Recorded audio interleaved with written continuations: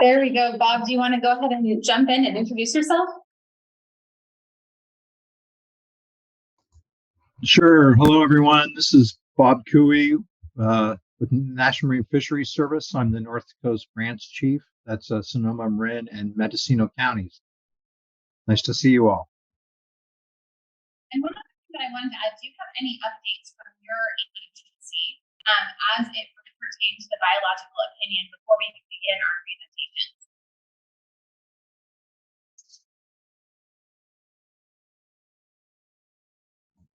So maybe we have a little bit of a delay. Yeah. Currently, well, we don't have any updates at this time. We're patiently awaiting a new biological assessment for the next biological opinion.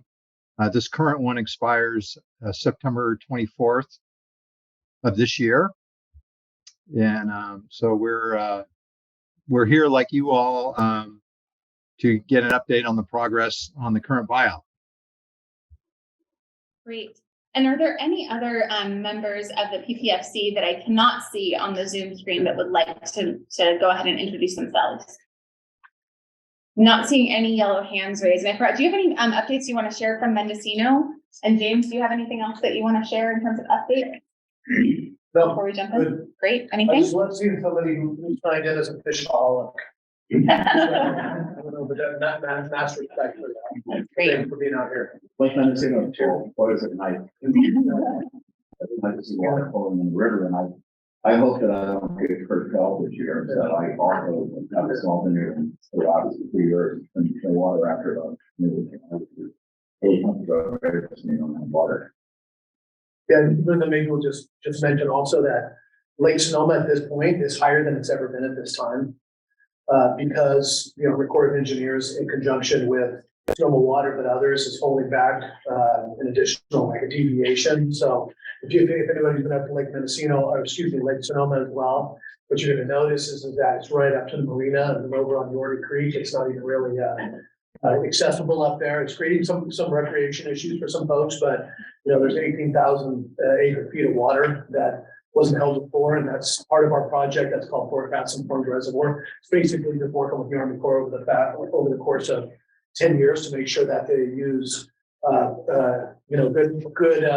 good forecasting data that we help build as opposed to old tool curves. And so it's a big win for us in the region, but we still have to make the best use of our water before. So. I'm Morgan Kilgar from California Department of Fish and Wildlife. Great. Morgan, would you like to introduce yourself and give any updates that you might have to the committee? Hi, I'm Morgan Kilgour. I'm the Environmental Program Manager for California Department of Fish and Wildlife, and I am here also to get to see where we are. The CDFW provided comments on the first draft of the biological assessment back in March, so I don't have any updates other than that. Wonderful. And I do want to acknowledge that Supervisor Corsi is a member of this committee, but he is right now voting on some very important homelessness funding. So I do see we have his district director joining us. Do you want to provide any updates or just say hi? Just listening. Great.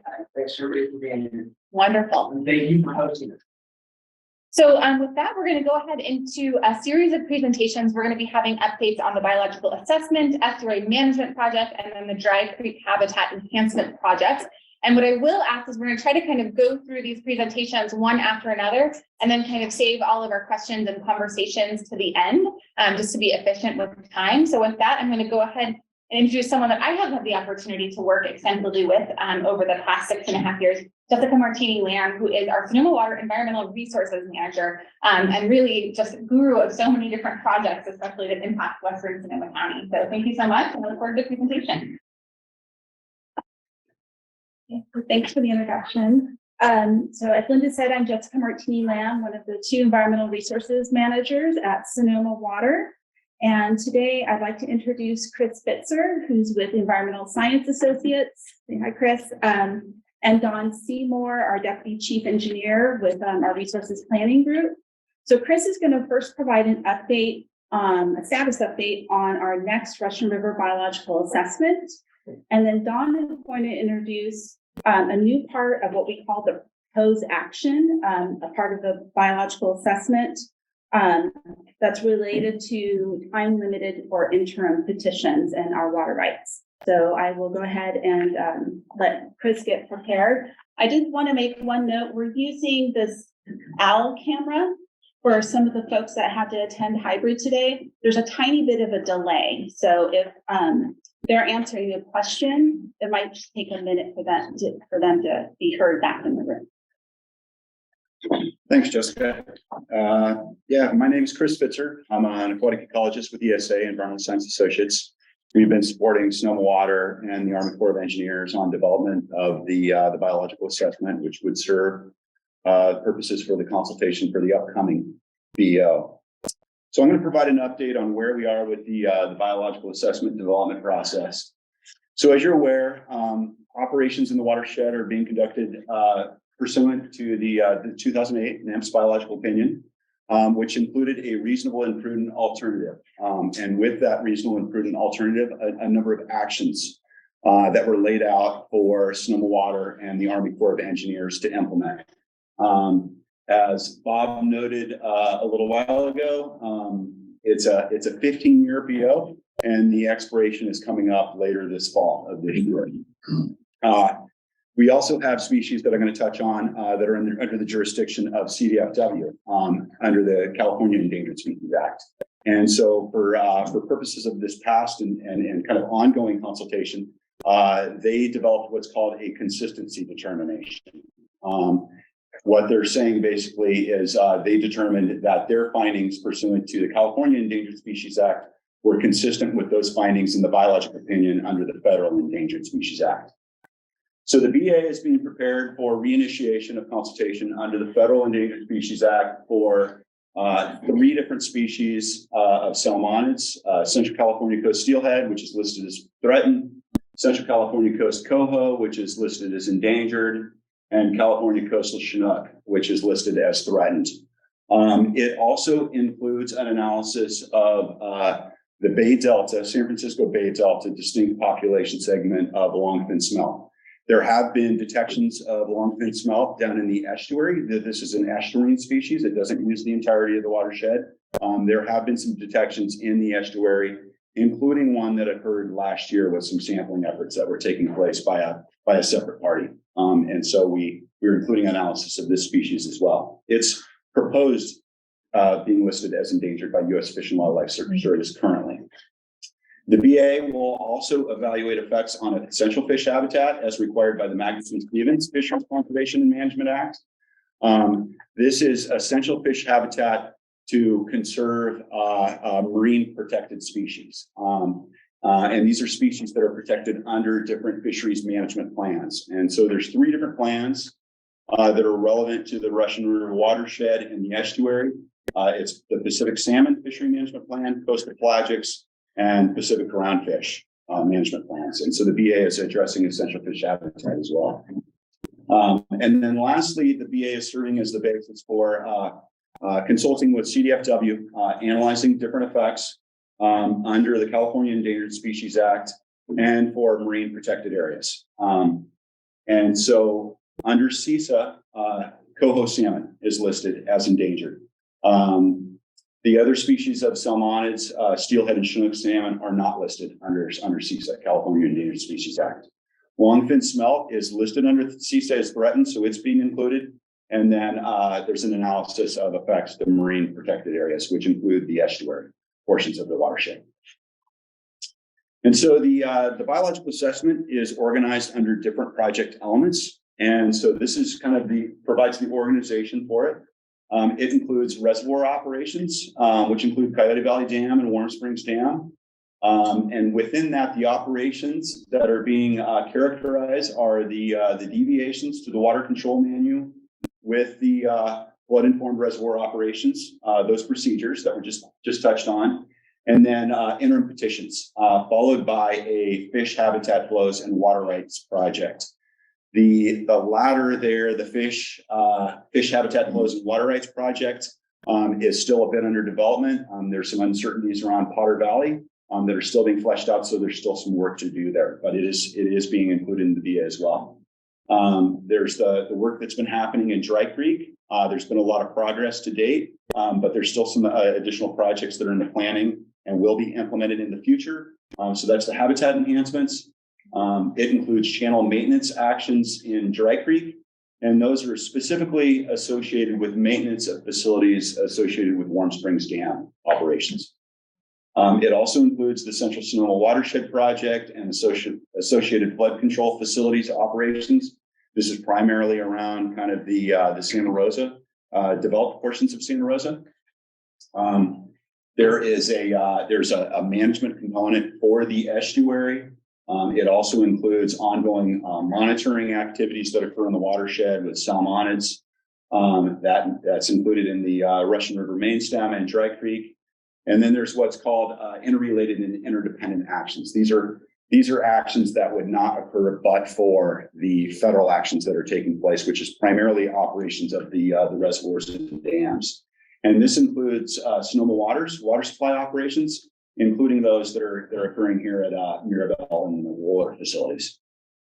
Lastly, it touches on hatchery operations, but it only focuses on the maintenance. The hatchery operations are being implemented consistent with hatchery and genetic management programs at both of the different hatcheries. Those programs already have coverage under existing Endangered Species Act coverage processes. So they're not included in the VA, but there are certain maintenance activities associated with those facilities that are. Okay, so for our approach and process, so we had a kickoff meeting with the agencies in April of 2021. It includes Sonoma Water, or National Marine Fisheries Service, or NEMS, and California Department of Fish and Wildlife, or CDFW. Since that time, we've been having monthly management team meetings with Sonoma Water and the Corps, and held a number of different focused subgroup meetings. These are focused around the different project elements, and they were focused on both the environmental baseline, which is kind of the existing conditions that occur out there today, as well as the proposed action. And that's what's being proposed for the course of the next biological opinion term. We also had some separate meetings just with CDFW that were focused just on the California Endangered Species Act issues. There are some important differences between the federal and California Endangered Species Act. And so we wanted to have some separate meetings just to focus on some of those particulars. There was a draft BA that was prepared and submitted for review by NIMS and CDFW in December of this past year. And then we followed that up with a number of different focus meetings. These were around each of the different project elements that I just walked through. And then we also had some in-person workshops, specifically on the Dry Creek enhancement work that's taking place, as well as the operations at Mirabel and Wohler facilities. We received comments prior to, as well as during those meetings and workshops, and then, more comprehensive written comments from both of the agencies after that review. This was followed up by a submittal of the BA by the Army Corps of Engineers towards the end of February. And so we received a number of comments from NIMS and CDFW. So we wanted to kind of characterize for you, kind of the theme of these different comments. General comments, including adding detail, request to add detail regarding what the proposed action is, including some of the process steps that would be required. This includes reporting requirements, timeliness, process for agency review, and coordination. A lot of the process that's currently occurring will have to continue to occur over the course of the next biological opinion. There was also a request to clarify what is in the environmental baseline to facilitate an improved effects analysis. As I touched on before, the reasonable and prudent alternative that came out at the last BO included a number of actions that have been implemented over time. And a number of those actions are going to continue to occur into the new biological opinion in some form. And so it's kind of this characterization of both how it's happening now in the environmental baseline, as well as any sort of refinements, or perhaps there's no changes as we move into the new proposed action. There's also certain activities that have been concluded. So it was providing some additional detail and clarification regarding what is part of the baseline relative to what's part of the proposed action to facilitate a better and improved effects analysis. And then lastly, there were a number of comments focused on expanding the analysis of effects on species and critical habitat throughout the watershed. And generally, the request here was to provide additional resolution and detail and focus on different life stages that are occurring throughout different reaches in the watershed. So this is like migration, spawning, and rearing at a reach scale as you move up and down the watershed. And then moving that up into a population level effect as well. So kind of individuals up to the community. There was also a request to increase geographic specificity within the watershed, really getting into kind of this reach scale analysis versus kind of the broader brush. And then lastly, there was a request to incorporate best available science. That's a requirement under the Endangered Species Act. So this was including additional data summaries, technical reports, conducting literature reviews, that sort of thing. And so just providing more substantiation and basis for the analysis and any sort of conclusions. So the schedule, already touched on the first part of this. The agency review draft has been reviewed. We received comments, had the focus group meetings. That kind of went through February of 2023. The Corps submitted revised BA in 2023, February. NIMS responded with a comment letter requesting additional information. We also received comments from CDFW as well. And so currently we're revising the draft BA, addressing NIMS and CDFW comments. That is ongoing. With anticipated turnaround of a final BA in the summer of 23. And then we anticipate continued support of Sonoma Water in consultation with NIMS and CDFW to complete the BO and obtain CISA coverage. And that will go through to publication of the BO we anticipate. That's where we are.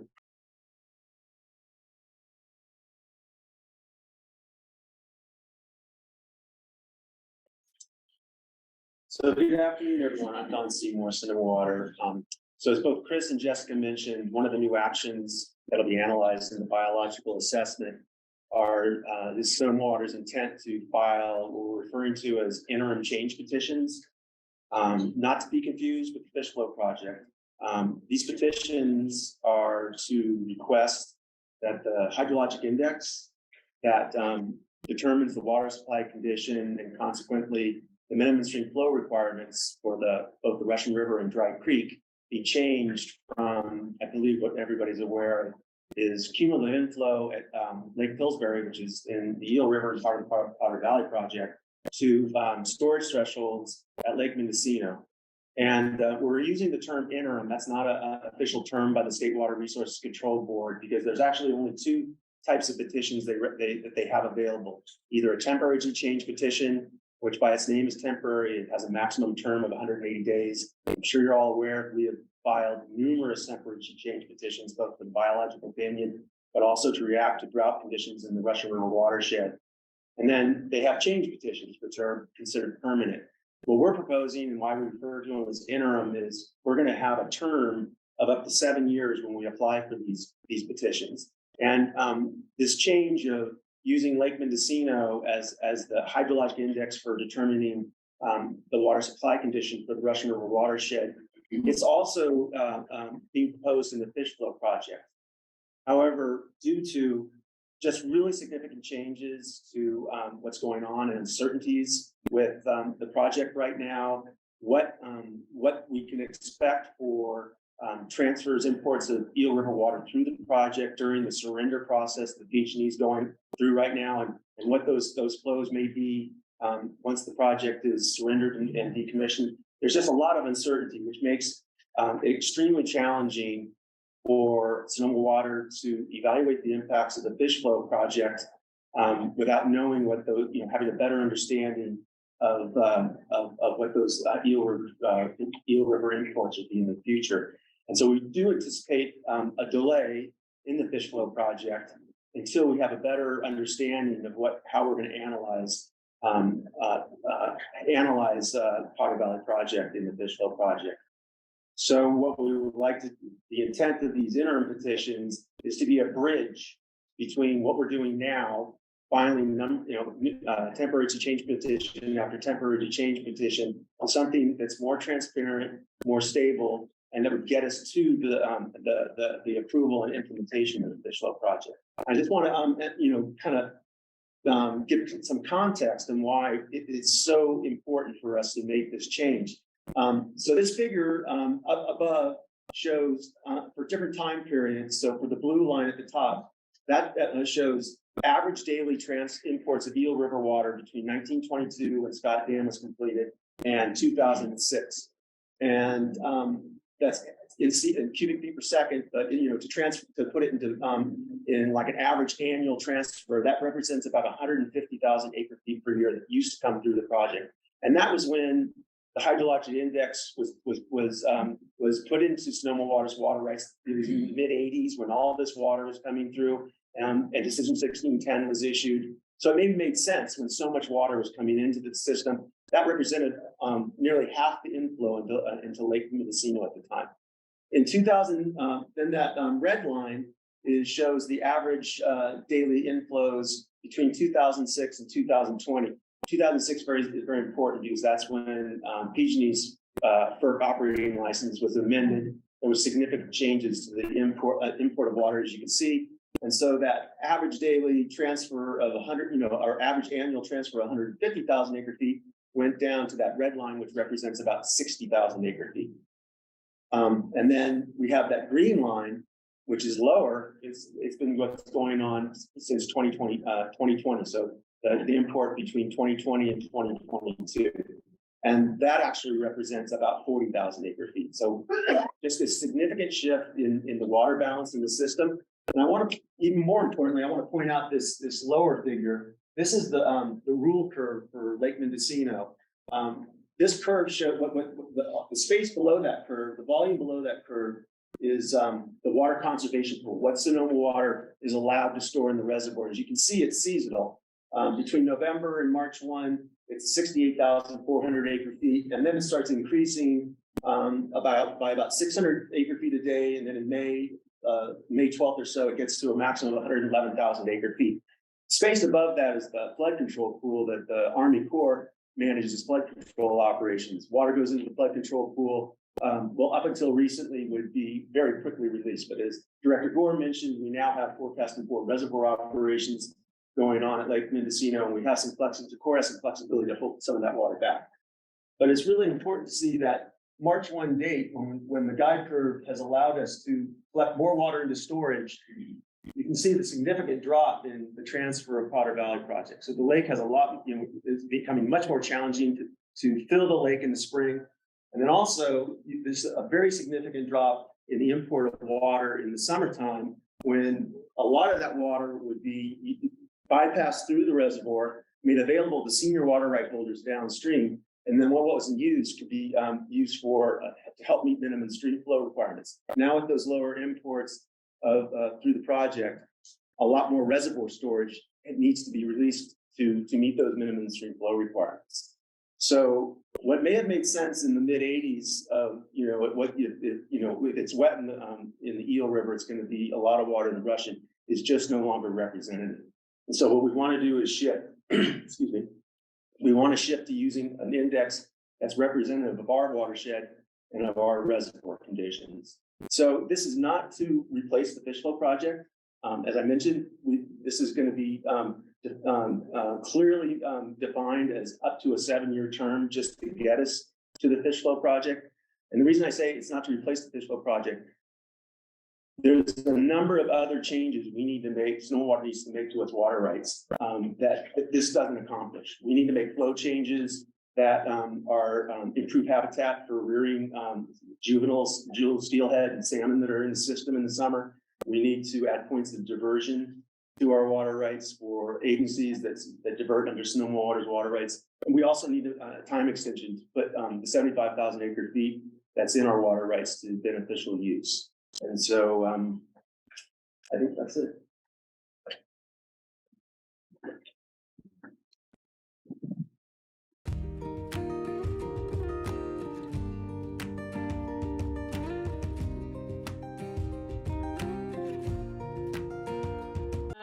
So in that amount of time that we've been doing these, the monitoring for the program, we've been able to conduct over 900 surveys. And that's in partnership with our community partners that we're doing Post and Redwoods. So of those 900 surveys, about 60% of them are what we call baseline surveys. So we're just observing and counting seals on the haul out when we're not doing any activity. And 40% of those surveys are happening when we're actually, Sonoma Water is doing a beach management activity or some other monitoring that's associated with the estuary management project. So we've had a good opportunity to engage a number of community volunteers in this project.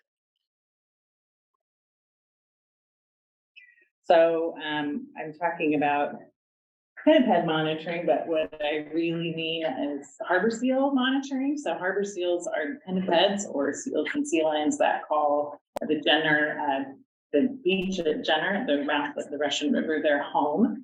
They're a non-migratory species, so the individuals that we see there tend to be ones that are there year after year, and there's good evidence from other scientific research that females will use the same beach to give birth to their pups year after year. So we have what we would call resident population, which is part of the California state population for harbor seals. So since we've collected a lot of data on harbor seals, we've been able to observe seasonal patterns in their abundance on land throughout the year. So this chart just represents the average number of seals on land by month, and that's dating back to 2010. And just to give you some idea of what's happening in the life of a harbor seal during these times, starting in the late spring in March, females would give birth to their pups. They stay with them for about a month. And they can, birthing can happen up until June. And when a female is with her pup, she's not obligated to stay on land with them, but they will spend more time on land than during other times of the year. After a pup is weaned, a female will go into estrus, and so mating occurs at that time. Harbor seals actually breed underwater, but the males will hold territories near the haul out where the females are, and so we see an increase in abundance of adults around that time. After that, the next kind of consistent pattern with the harbor seals is that they will give a new coat of fur each year, and that happens in July. It's believed that the increase in ambient temperature helps speed the process along. So this is, you can see some brown seals, they have old fur, and shiny silver or black seals have new fur. So spending more time on land in the sunshine is going to help speed that process along. And that coincides when we see most seals on land.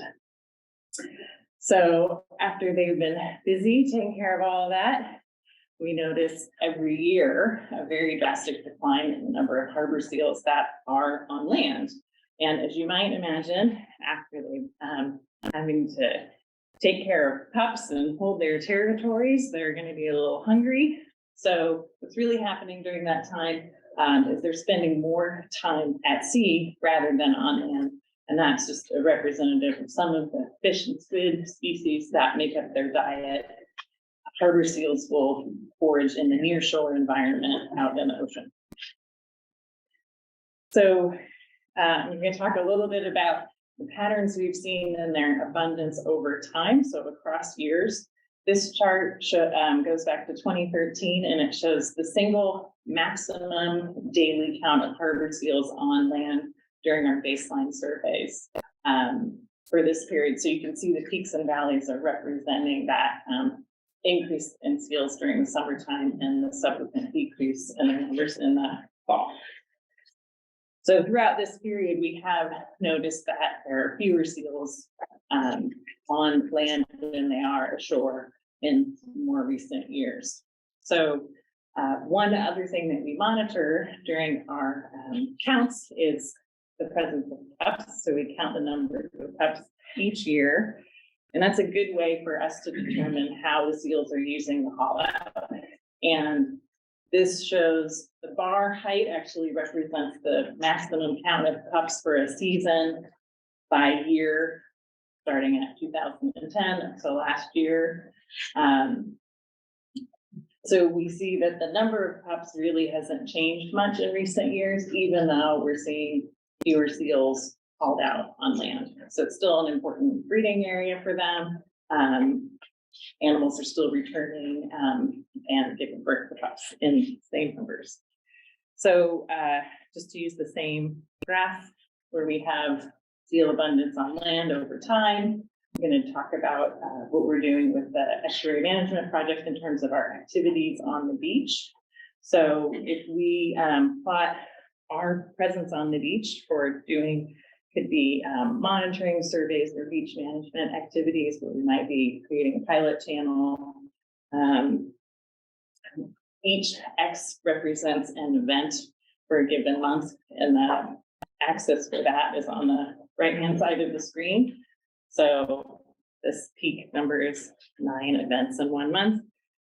What we see commonly are 1 a month, and that's because we do beach mapping surveys once a month, where we have land surveyors actually on the beach,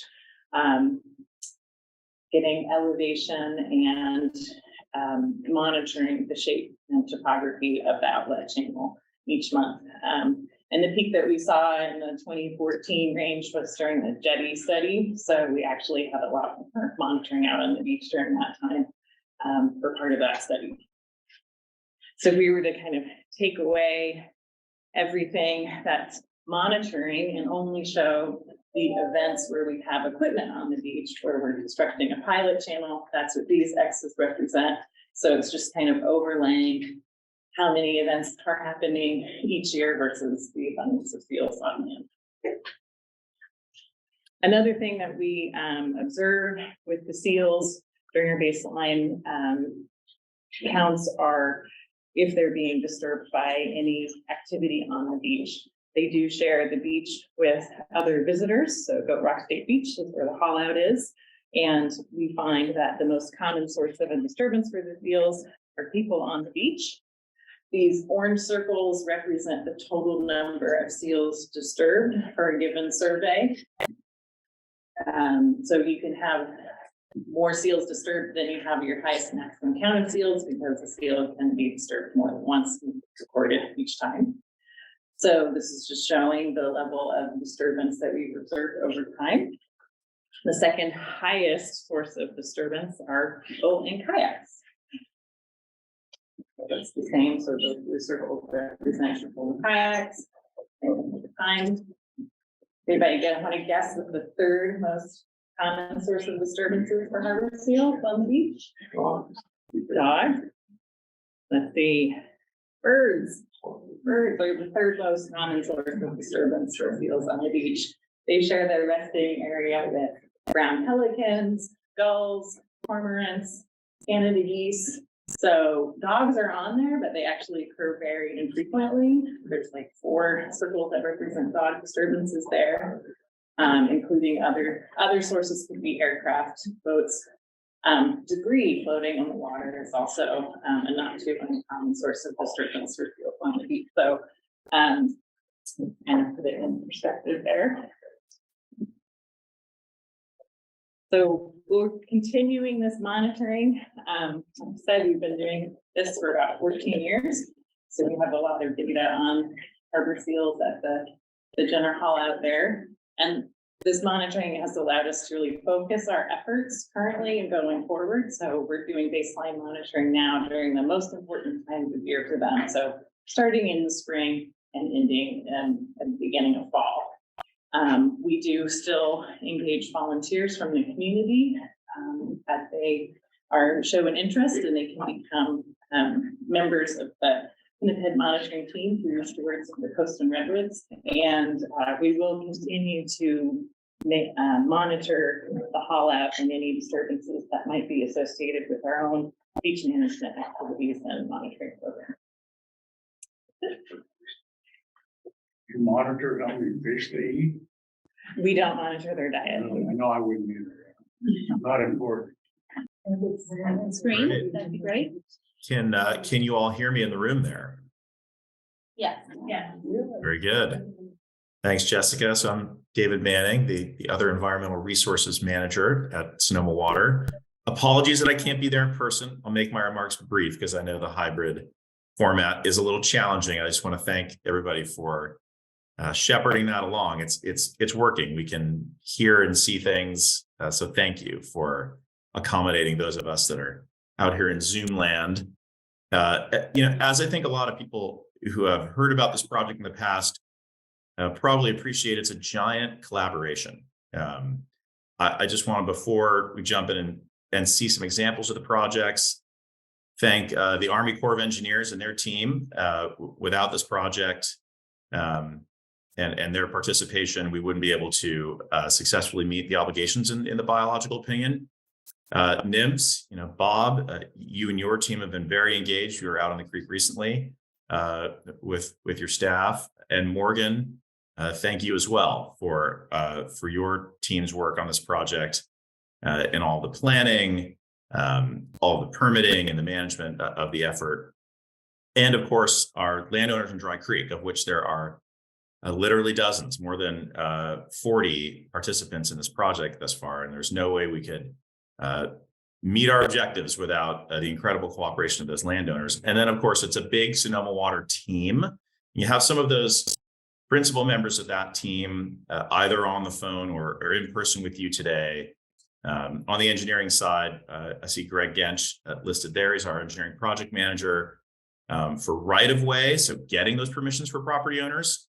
It's a huge effort for the agency. And then, of course, on the environmental resources side, on the Zoom, you've got Neil Lassiter. Dr. Lassiter does the physical monitoring, among many other things. His team works on tracking the progress of these projects and implementing an adaptive management plan over time. You've got Dr. Greg Horton, who we'll hear from in a little bit after this presentation, does the biological monitoring for the project. And then David Cuneo, principal environmental specialist, who does the restoration planning and the maintenance and adaptive management work on the project as well. So David's going to lead us through a review of the existing and the upcoming projects, and I'll go on mute and let you enjoy Dave's presentation. So thank you again. All right, thank you for that introduction, Dave. As Dave said, I'm Dave Cuneo, Principal Environmental Specialist with Sonoma Water and part of a large problems workout.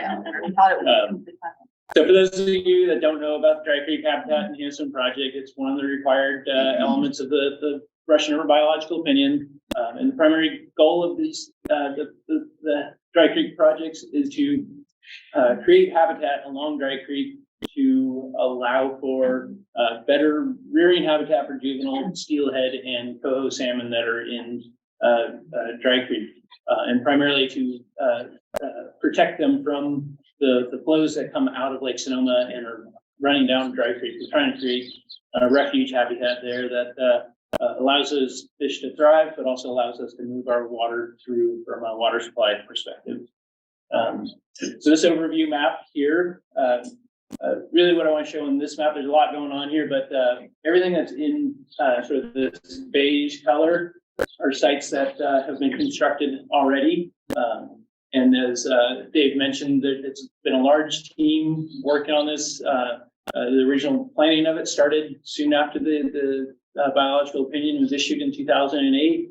The first projects were constructed in 2012, and we've been working out there every summer since, except for 2015.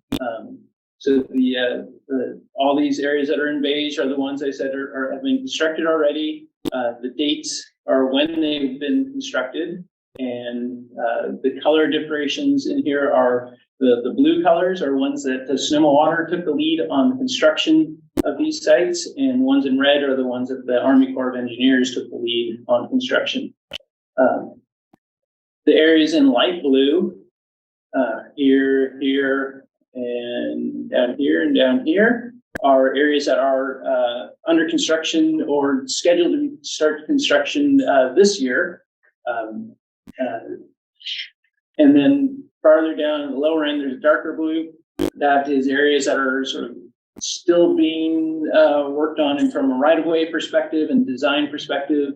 So that's more 1 to 2 years off of where we're looking at for construction on those sites. And let's see if this works. There we go. Just back up real quick. So this work that is being done this last summer, 2022, was all up here in Reach 13. So our design team has broken up Dry Creek, which is the confluence of the Russian River down here and Lake Sonoma up here, into 15 different reaches. And Reach 13 is right up in here. That's the area where construction was done last summer. So that's our most recent work area. And then this summer, we're going to be working in Reach 10 and a little bit in Reach 13, and then likely down in 4 and 2 a little bit. So last summer, this is a sort of a blow up of the construction drawings from Reach 13. Just really to take from this is the blue line is the main stem of Dry Creek, downstream at this end. And what's being constructed at this site, or what was constructed, was 2 side channels, the areas that are highlighted in green. And those was constructed last summer. Part of this piece, we actually have to come finish this year. So that's the piece that Sonoma Water's been working on this summer and Reach 13.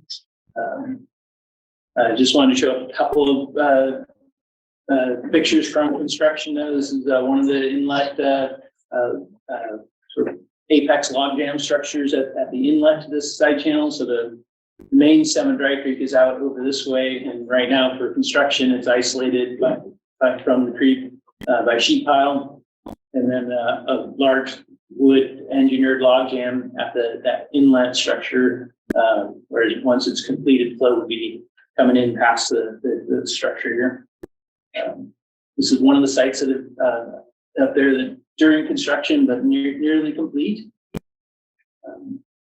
That particular site's already undergone a high flow event this last winter in 2023. And this is that same site just after those high flows. This particular site came through really nicely. These sites generally are at the most sort of susceptible to high flow damage right after construction, because you don't have a lot of vegetation that's come in and sort of anchored things together. But this particular site fared really well. We do have some sites in the creek that we're still evaluating and looking at, but we do know that we've had some aggregation and sedimentation material into the sites that we're looking at having to do some potential maintenance work on this summer or beyond. Moving into this year's construction season, this is down at Reach 10. And again, this is from the construction drawings, and you can see on here, the blue line is the main stem of Dry Creek. And this site is actually a really complex site, with multiple side channels in these green highlighted areas all along there. A couple of small bank repair areas too that are at risk of failing even further out there. And then, so that piece is that Reach 10 area on this page is the second year of construction contract that was paired together with that Reach 13 area that we just showed. And the Corps calls it phase 1, Sonoma Water's phase 4 area. It's a very thoroughly confusing naming convention you have out there, but essentially the Corps has 3 phases of work they're going to be working on. Phase 1, 2, and 3, which would be Sonoma Waters 4, 5, and 6 under the biological opinion. So phase 2, the Corps has put out to contract, or they've I don't think they've actually awarded the contract yet, but they bid it recently, and they're expected to start construction this summer. We don't have the exact schedule yet of which sites they're going to work on first, but the phase 2 work under that contract is in Reach 4C, a little bit lower down in Dry Creek, and then even farther down below West Side Road Bridge, Reach down in Reach 2 is the other part of that work. And again, from the construction drawings,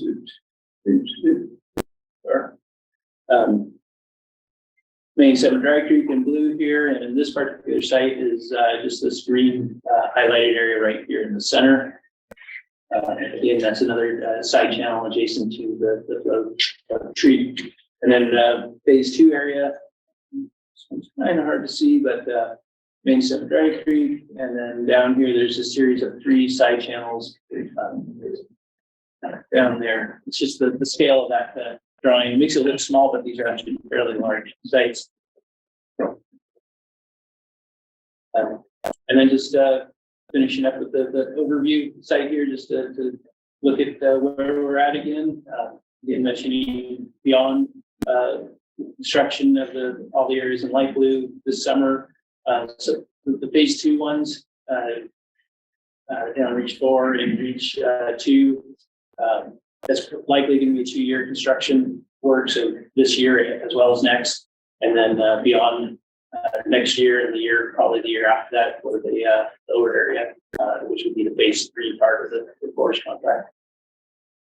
And I just wanted to finish with a picture of this is one of our sites that was built in 2017, and this is a constructed side channel right here. This is just not too many years later. This is that's the quick and brief summary of Dry Creek Habitat work.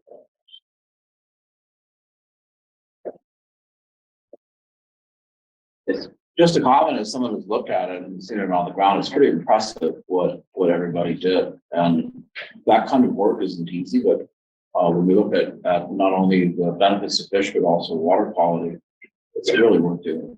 And the natural recruitment you're getting there is phenomenal. Thank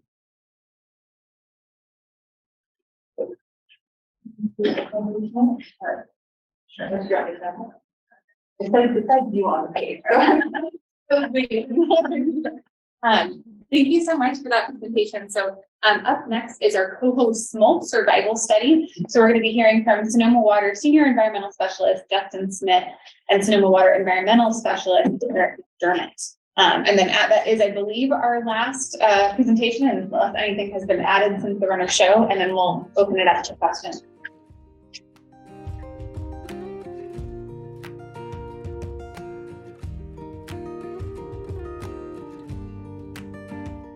Thanks, Eric. And thanks for sticking with us. Sorry about that. Yeah, as I was mentioning, coho are state federally endangered. So there's a lot of interest in these species in the Russian, and there's key recovery measures in the Russian River that include a captive broodstock program at Warm Springs Dam and habitat enhancements, including the Dry Creek enhancements that you just saw a presentation on, that are guided by the Russian River biological opinion. The coho salmon captive broodstock is a carefully managed captive broodstock where adults are spawned and then their offspring are released in key tributaries in the estuary and in the Russian River basin. And we have detailed information on coho survival in the tributaries, but there is a knowledge gap of survival in the main stem Russian River and in the estuary. So the objectives of this study were to estimate coho smolt survival throughout the main stem of the Russian River, and to characterize sources of characterize sources of mortality that are occurring in the main stem Russian River. So this presentation is going to cover the methods and results environmental factors that may be leading to mortality. We're a brief look at predation, and then future study plans for future years. This map here shows the lower Russian River. In the upper part of the map, you can see Warm Springs Hatchery and Lake Sonoma. And then in the lower part of the map is Jenner, the mouth of the Russian River in the Pacific Ocean. So we acoustic tagged coho smolts at the hatchery. These tags are unlike radio tags, where they can only be heard and detected by the receiver if the tag is in the water. We released 4 release groups of fish into the Russian River, into Dry Creek just downstream of the hatchery. These release groups had 60 fish each and were released at 1 week intervals. And then we had acoustic receivers placed throughout the river, and they were used to listen for fish as they moved past the receivers. So this is a graph that shows survival in small sections, so between each receiver. And on the left side of the graph is the hatchery and Dry Creek. And then as you move from left to right, the fish are moving downstream. The farthest part of the graph is the estuary. And so river kilometers shown on the bottom, and the colloquial names for where we put our different acoustic receivers are shown there as well. And then the vertical axis is showing the proportion of the fish that are remaining from that release group.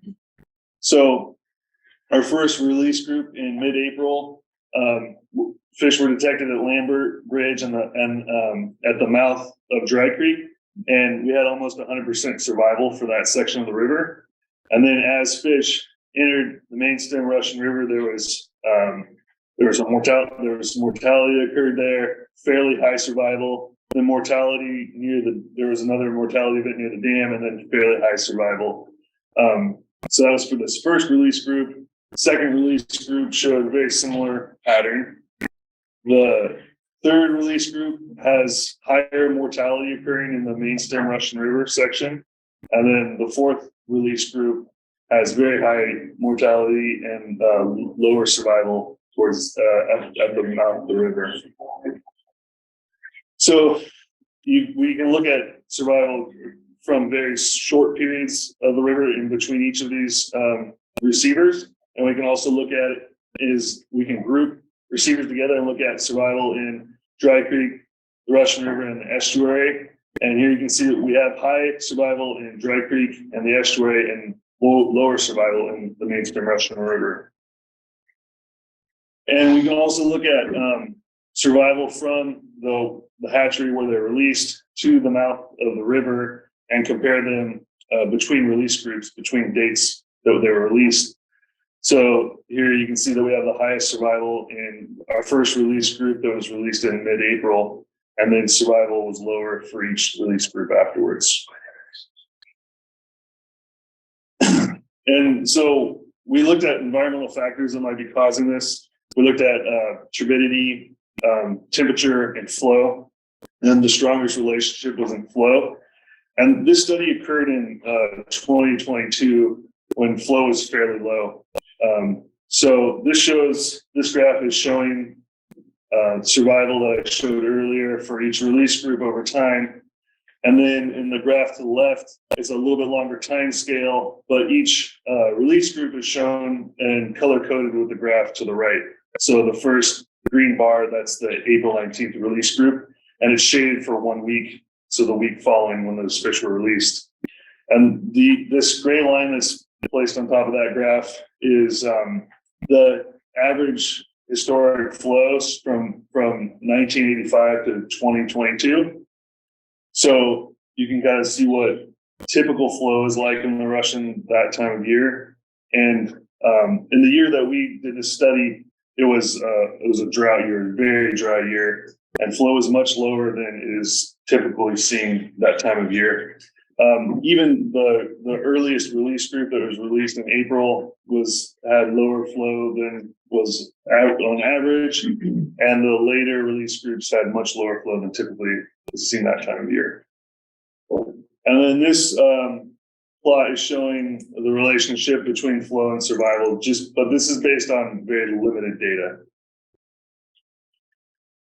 And another thing that we were looking at is other sources of mortality is looking at predators that are occurring in the section of the river that we were studying. We have Sacramento pike minnow and smallmouth bass. Sacramento pike minnow are native to the Russian River, and smallmouth bass are not. They were introduced, I think, in the late 1800s. And we used one of the acoustic receivers, and we put it on a kayak and kayaked it down the river, and used that to detect tags. We did multiple tracks of that, and so we looked for tags that were stationary for long periods of time, and we assumed that those fish were dead. Those were dead tags. And we did find dead tags for each of the release groups. We also experimented with a new tag that when it's ingested by a predator, the tag membrane dissolves and changes the frequency of that tag. And we detected some tags that had been digested also. So as I mentioned earlier, 2022 was a very dry year. We were in an exceptional drought. And I think it was in the period of record, it was like the third or fourth driest year. And this shows the period of record from the 1940s to now. And this, if it's a red line, that's below average, and the farther down it is, the more extreme it is. So for 2023, we've already tagged and released 400 fish. We have a similar detection gate configuration where fish pass receivers and they're in similar places in the river. But we have much higher flows this year, so we'll be able to collect a different kind of data set this year. And we're continuing to evaluate predation using the same tag technology. I think we used those tags this year too, right? The predation tags, yeah. And then also doing mobile tracking multiple times through the river to look for dead tags in the river. And we're interested in characterizing pike minnow and possibly smallmouth bass habitat inside the Wohler pool and outside the Wohler pool, and looking at predator movements inside and outside of the Wohler pool. And I'd like to point out that we were lucky to be able to use this technology here. We were lent a lot of this gear by the U.S. Army Corps of Engineers, and there was some unused tags that these tags have a battery shelf life. So there's some unused tags that were going to fail, and they were given to us, so we're able to use those as well. So these are the people that helped us kind of make this happen. And I'll turn it back over to you guys. All right, going once, going twice on presentations, any last minute. Okay, great. Well, thank you all so much for the very informative presentations that were provided. Now we'll open it up to any questions, or if you want to just make a comment on the information and share. Maybe we could start with questions. We try to visit the board supervisors, it rarely works. So we'll start with questions, then move to comments. So any questions to start off with? Yeah. Just any ballpark on when video will be? That was a great question. What a grant show. I feel like that's a good grant question. Anyone want to answer it again? Yeah. Tell him about a good one for him.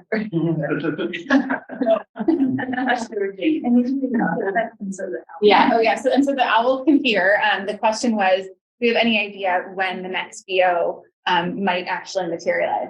So we're going to put you in with the easy question from the audience, Grant, which is, do we have any idea when the next BO will actually start moving forward? Yeah. Well, I think that maybe Josh may have a better. This could be a finger point. Well, it is I can see this. There's one expired, and I think there's going to need to be stuff that doesn't get done, and that initial one gets rolled in. The next one's probably the best way to put it, because of the inability to claim that. Yeah, Josh Warren, No Fisheries. As you saw, there's been some comments made by the Ensign Department on the VA that was provided. I think there's a number of substantial things that have to be revised. When NIMS gets that back, we'll obviously look at the adequacy at that point. Hopefully that we're getting closer to a complete biological assessment, at which time we'll start the clock and getting the biological opinion going. There's Bob. Bob might be able to answer this question a little bit better. But obviously there's a ton of uncertainty with moving maybe the Water Valley project and things like that may weigh heavily on what we're trying to accomplish here. But I think that, if we get an adequate VA sometime late summer, and then we'll steamroll ahead. But TBD, boss, what do you think? Bob, do you have anything to add on the timing of the new year? By statute, we have 145 days to complete a biological opinion.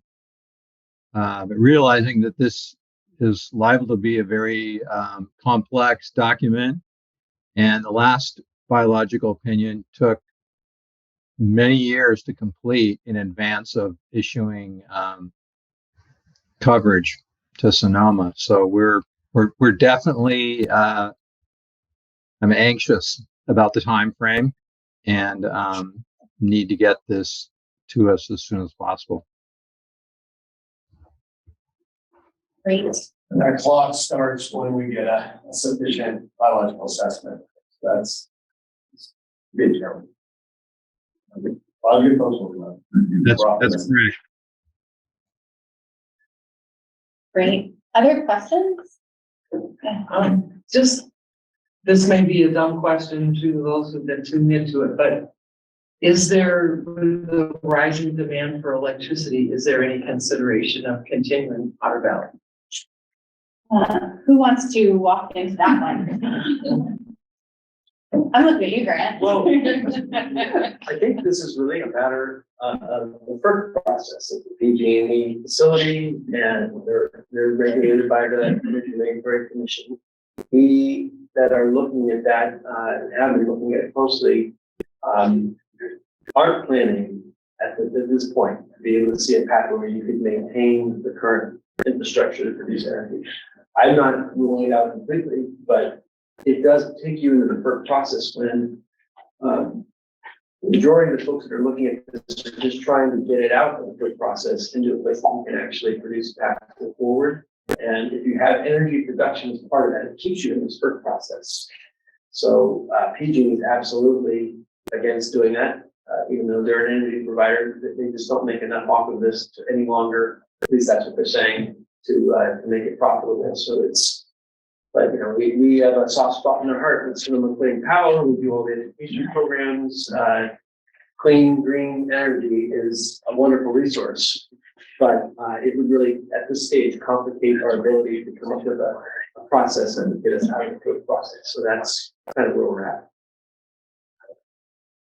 I'd add to that and just say to take the project through for relicensing with all the relevant studies and other things, that ship sailed. That's why it's in a surrender at this point. I mean, that's a multi-million, when I say million, $20+ million process with agencies and other things. So the hydropower, like the discussion at this point is really, that you've seen in the media, is really about PG&E said, okay, well, we're going to move forward with plans and sometime later this year or early next year, and in between then and 2025, different schedules of what's happening with Scott Dam. But as we saw, they said it's not safe, so they're not going to fill it up anymore. That all takes away the ability to even manage that project in a way that presents hydropower. So the dam safety issues that they brought up, and that's not a surprise from those of us who were watching it and paying attention and strategizing over the last 8 years, is like, how do you take over something that's purported to be an asset, but it's really a liability, right? Yeah. So there's still conversations, as you've seen in the media, about something that was under this whole process with working with Congressman Huffman and others, which is this 2-basin solution, which allows for a conversation of diversion. But even in those public meetings, that diversion was assumed to be part of like a run of the river scenario, which is like when there's high water. So it's not taking that like water coming into this basin to support, like, let's say Mendo and Sonoma, when it's not plentiful in the eel, right? You can't harm the eel to bring water over to this side. So flood waters and other things like that. I mean, that is the conversation at this point. That'll be through the formal process with the PG&E and the FERC surrender. One thing I think is also important to acknowledge is how many different levers are currently being pulled in the Russian River watershed, right? So we have the BO, but we're sort of waiting to see what's happening with the Potter Valley project. Meanwhile, there have been, sort of first ever, in some cases, curtailments. There's conversations around the pooling of water rights, Alexander Valley water monitoring. We have the fish flow EIR. What am I missing? Oh, and actually very exciting news, which is something that I think that at some point, perhaps we could have a presentation, as the sort of BO process moves forward. We did just actually formally approve at the Board of Supervisors an MOU formalizing the Russian River confluence, which really aims to get all of these different efforts kind of talking to one another and ultimately kind of coalescing around positive change and watershed restoration and rehabilitation in the Russian River, recognizing that we have so many different things going on that sometimes it's tricky to catch up with all of them. Got two more. You got the Ohio Valley Basin Groundwater Sustainability Agency, which is also, there's a groundwater, surface water interactions, and then there's the North Coast Regional Water Quality Control Board coming out with rules for vineyards. So all these things are going to be affecting what goes on in Russian River watershed management. Yep, and we have the TMDL implementation in the Lower Russian River that we've now hired a permanent position in Sonoma County to kind of oversee that and facilitate homeowners coming into compliance. So there's really a lot going on. I have a statement and a question. Since we're talking about the Potter Valley project, in the 70s, the water agency was offering the whole Potter Valley project from PG&E for $1. Are you aware of that? I'm not aware of that. Okay, they were. I can prove that. And the water agency turned it down. That was right about the time they were putting in Warm Springs and getting water supply. My question is, why in the world doesn't the water agency want to take over that project with, help from other agencies and possibly continue work a deal out with PG&E to let them still manage it, but help be the support and the control behind it and monetize that water, because we need the water. The eel needs the water, even though they say it's hurting the eel for fish. That water from Pillsbury, the cold water releases have helped the salmonids more than it's harmed them. And they continue to say the habitat above the dam is pristine, and that is absolute bullshit, and excuse my language. Because most of these people have done these reports are from our college interns that Cal Trout or Trout Unlimited had them do the reports. They're beautiful charts and all that stuff. Done off of mapping, not walked the actual creeks and stuff. And I can personally tell you I've walked all the major ones up there. But getting back to the water, without water and the water from the Eel River, our system here in the Russian River, I don't care how many charts you show me, this river is going to go down to 2, worse than you see now. You saw what happened with the green algae and all that stuff in the low flows. You have to have water and you control the water. So my last question after my lengthy statement is, why in the world doesn't the water agency go for some of these infrastructure funds and help form an entity to take over the Potter Valley project and fix it? And why in the world, Fish and Wildlife is the ones that were in control of the fish ladder at Van Arsdale, and they're the ones that should have been looking at it that's not working, because we could have good fish passage without dam removal if we put our minds to it, the engineering. There's all kinds So of I want to make options. sure that everyone has an opportunity for dipping into comments to be able to comment, but maybe you can answer that question, which is, why isn't the water agency jumping into this? And by the way, the dam is not on an earthquake fault. The earthquake fault is a couple miles to the east. It does go through the lake, but it's not under the dam.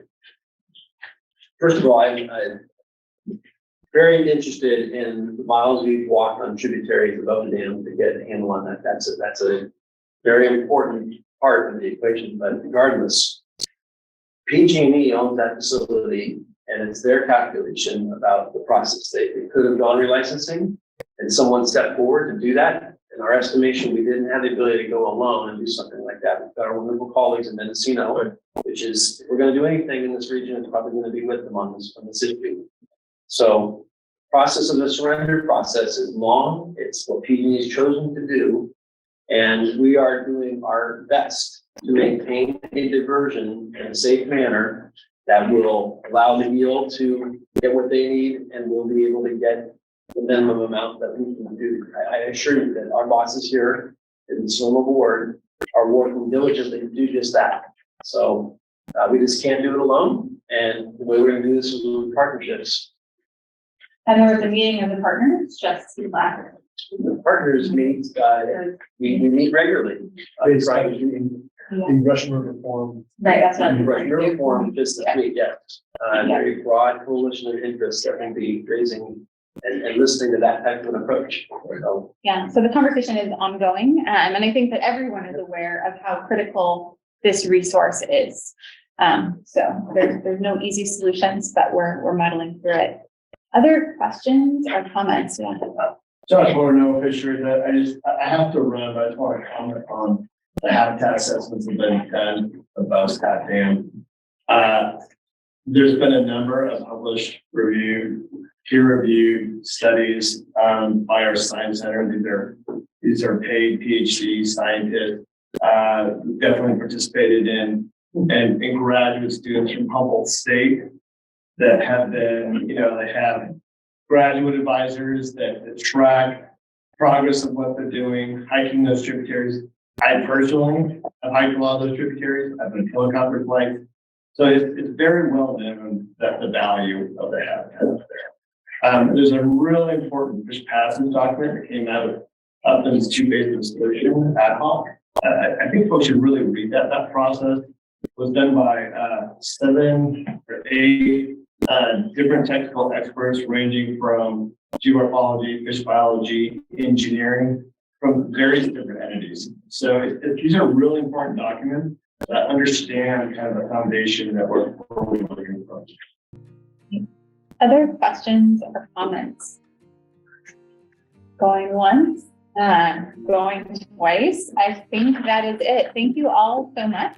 We look forward to the next meeting, and I just owe one apology, which is for botching Andrea's introduction because I didn't know I was doing it, and I was going straight into the day. So thank you all so much for attending, and look forward to seeing you at the next one.